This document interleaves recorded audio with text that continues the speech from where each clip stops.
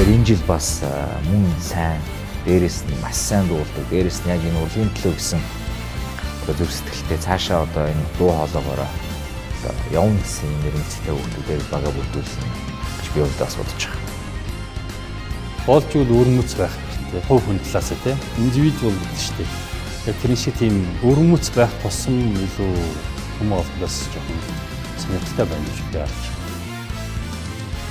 Уулах тэр нэг сэтгэл зүрх нь яг чин сэтгэлээсээ байгаараа бүр хизээч ямар ч үед дуулсан яг энэ чин сэтгэлээсээ доолдог яг бусдыг өөртөө автуулж чаддаг мэдрэмж нь давуу хүн байгаасаа гэж үзэж байна.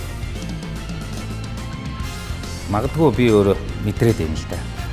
Маш сайн дуулдаг мэдрэмжтэй. Ер нь бол энэ Voice-ийн толгойд гарах, финалд очих, төрүүлэх хүүхэд манай баг руу орно. Би яг мэдчих.